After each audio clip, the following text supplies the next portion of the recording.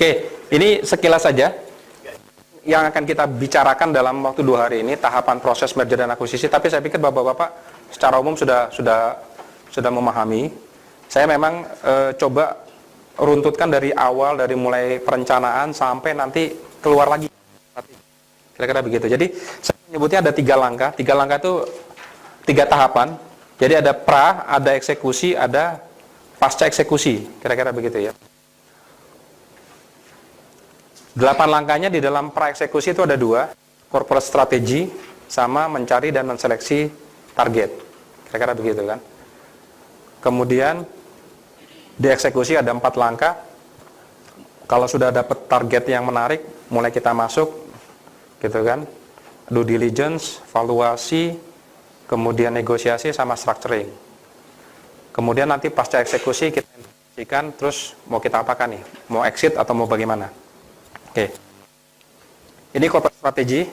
Jadi disinilah di corporate strategy lah dia menetapkan tujuan strategis perusahaan dan menjelaskan bagaimana M&A membantu mencapai.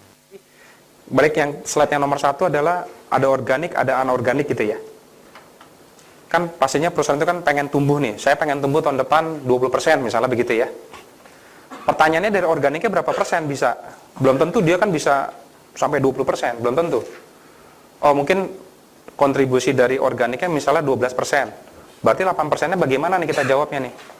Mungkin dari anorganik, kira-kira begitu. Beli perusahaan terpaksa.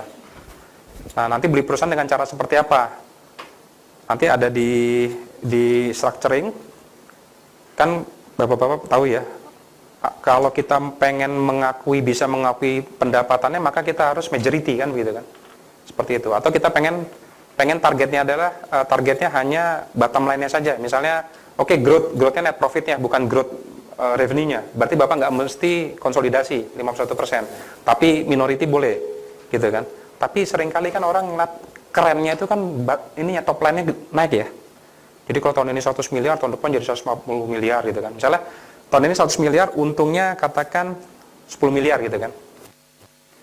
Tahun depan 110 miliar, untungnya kan harusnya 11 miliar kan. Tapi pengennya untungnya jadi 12 miliar misalnya gitu kan. Nggak keren karena atasnya tuh naiknya cuma 10%. Pengennya kan adalah naiknya jadi 130% gitu kan. Seperti itu. Nah, kalau kita nggak belinya majority, maka nggak bisa kita konsolidasi dari sisi keuangan. Nanti kita bahas ya, mungkin besok bahas.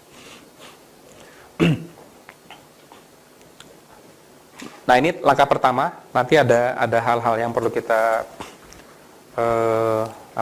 kita lakukan dalam proses pembuatan strategi. Kemudian mencari dan menseleksi target. Bapak-bapak mungkin bayangan saya sudah banyak yang deketin ya, nawarin gitu ya. Investment banking saya rasa banyak ya deketin ya, nawarin gitu kan. Pak, ada perusahaan seperti ini gitu ya. Kalau di Telkom begitu, jadi HSBC, BNP Paribas itu pada ngantornya di kantor Telkom, gitu loh, bawa dagangan, kira-kira gitu. Nah, kita cari. Nah, ini targetnya dalam rangka kriteria apa di corporate strateginya, dalam rangka hubungan horizontal, vertikal, apa dia diversifikasi, kemudian bagaimana nih profil dari keuangannya perusahaan target, kan begitu ya. Kemudian bagaimana dari sisi culture-nya, kira-kira. Saya ganti-ganti ya, bapak-bapak sini alingan. Nah, langkah ketiga due diligence. Due diligence itu sebenarnya kan adalah dalam rangka biar kita kenal lah ya, kenal dengan perusahaan targetnya, seperti itu. Kemudian ya ini due diligence. Valuasi. Ketika kita dapatkan informasi-informasi, kita akan ujung-ujungnya salah satunya adalah mendapatkan nilai perusahaannya berapa sih? Kan begitu kan? Nilai perusahaannya berapa? Valuasinya berapa? Ada beberapa metode. Jadi metodenya juga ada metode umum, ada metode khusus nanti. Kalau metode umum nanti ada 4. Seperti itu.